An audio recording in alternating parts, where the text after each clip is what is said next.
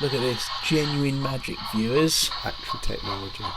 We've come a long way in 2 weeks, that's all I'm saying. We just.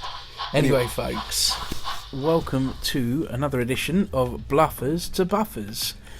I'm Bob. And I'm Ben. And this week we thought we'd start a series of looking at some of the locos we got on the layout, and one of my favourites is the Q1, so that's what we're going to start with. It's a strange looking loco, but I really like it. Bob, what do you think? Some may say ugly.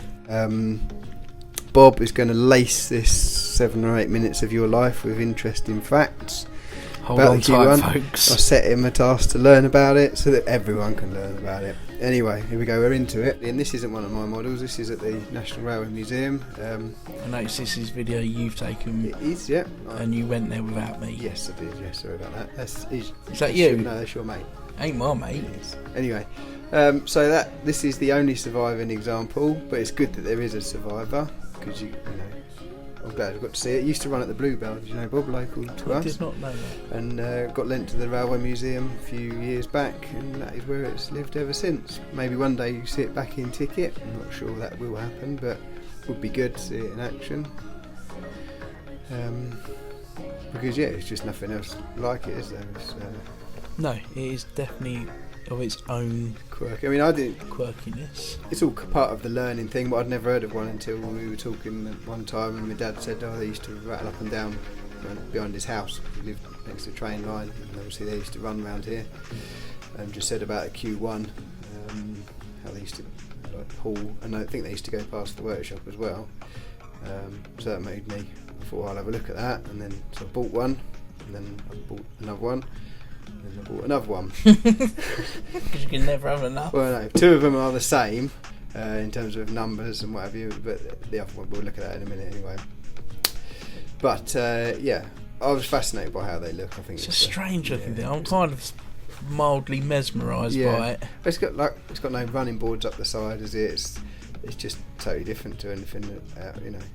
You can kind of see the Merchant Navy vibes, because it's the same guy that did this. Wheels. Did them. Yeah.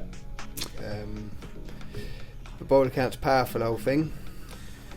These partly the reason why they look like they do is obviously they were wartime trains, so austerity measures. Have you been doing research? I have been. I have a pad full of useful facts for us, which I shall allow you to hear throughout this video.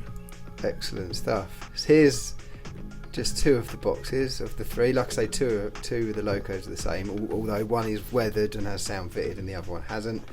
But I've got an early Sunshine liveried one, and I've got a late BR liveried one. What does Sunshine livery mean? Well, it's green and yellow, and I guess it looks like sunshine, I suppose. The one I've just turned over is the late British Rail crest.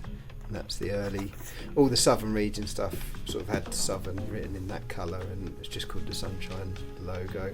Oh, interesting fact. Livery. Oh no, that's more facts. That's 2 facts already. What does the 5F denote? Because I don't know that. 5F. Well, F is your freight, and 5 right. I think is the power classing, and the 060 Q1 that we see before us was quite unusual in that it was one of very few locomotives that actually sat in the 5F category. Most of them were 4F or below. Less power? More power. One of the most. No, the ones prior to it, yeah. There's not many others with the same amount of power as that. Well, that's interesting. This leads me on to another Bobby fact. So during World War II, it was highlighted that there was a general weakness in Southern Rail stock. Right.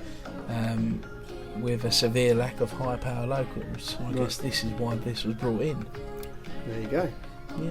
Obviously the original design was by Richard Monsell, but he retired before his particular Q class came out. Right. And then Oliver Bullied came in. Yep. With obviously the wheels are a Bullied style wheel, one would say. But he upped the ante. So in 1942 we got wartime, austerity measures, we need more power, less weight. How much more power is that? Well, this had 1.5 times more power than the original Monsell Q class. That's a lot. But still weighed a measly measly 51 tonnes. It's not a great deal, is it, in the grand scheme of things? No. And this is where it comes, no running boards. Yeah. You know, nothing that needs to be there, particularly thin metal as well on these. Yeah. Well, like an old Peugeot 206 or something. Exactly like a Peugeot 206. No crumple tapes there. Also, we'll talk about safety. Yeah. Enclosed cab. Right, okay. That was a nice little lead on, wasn't it? It was a very nice lead on. Why did they have an enclosed cab? Well, some say it's because they didn't want the fire to be seen from above enemy aeroplanes. Yeah. I think it's because they didn't want people getting shot in the face by aeroplanes. Well, okay, no one wants that, do they? No. They also had, which is a nice little touch, water filling from the foot plate, so you didn't have to get out. Yeah. Which I think is quite a nice touch. Again, you're not going to get shot in the face because you're not going out to get water. Yeah. There's a lot of shooting in the face. Well, this is wartime. It's not. It was at the time. Oh, okay.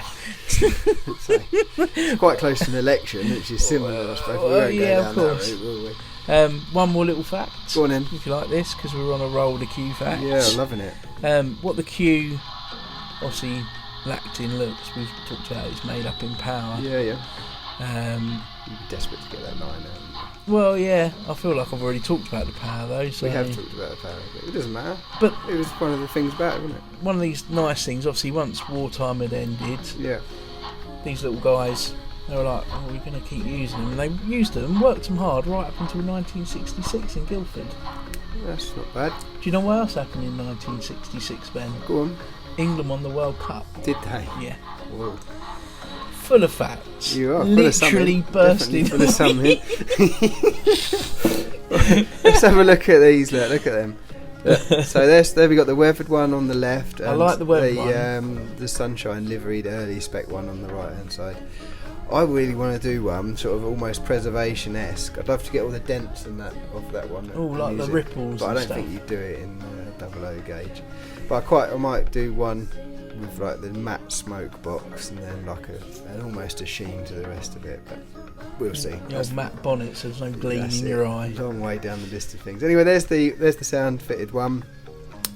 Nice bit of drone footage here on Red Knob End Junction. That the C24 hasn't been run yet. It's just one I still one day I need one. I haven't got an earlier one. I haven't got one with sunshine livery, so we'll get that bought. And we did.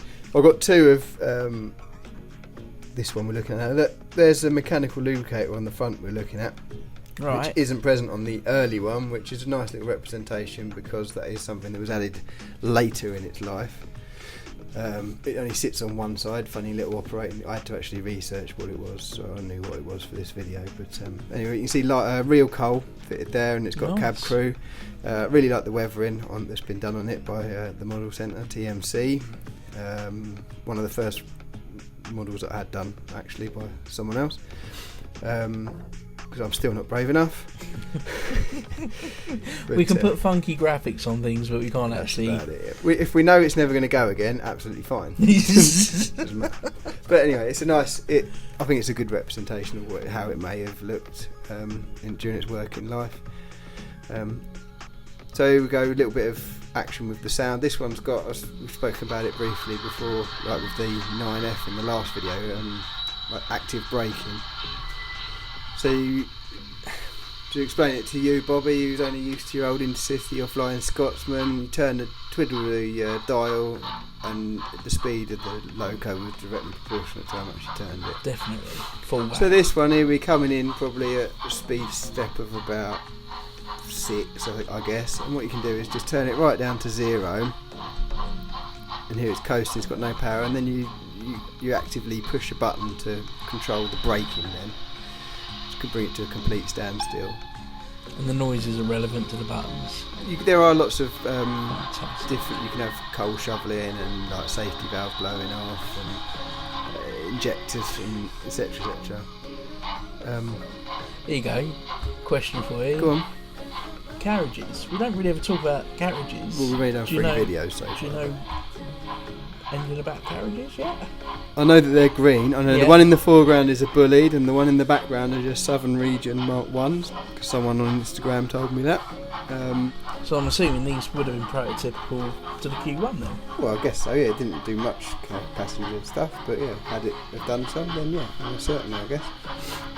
We'll learn that in another video, I think. Oh, that's probably about as much Q1 as anyone's going to take for one day. Certainly been informative. Oh yeah, I've learnt lots.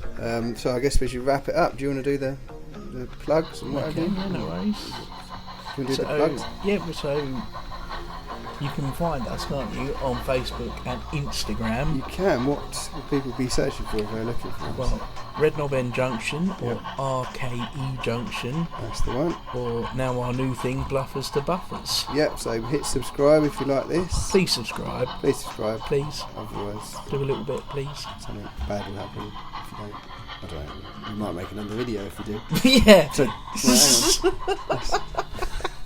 subscribe Either anyway. way, you're doomed, folks. Yeah, we're just going to keep doing it. Yeah. So, but anyway, so thanks for watching, and we'll catch you on the next one. Ta-ta for now. Bye. Bye. I've got a joke. Do you want to hear it? Yeah, go on then. Can't be any worse than that video. What sounds like a sneeze and is made of leather? A shoe. Oh my God.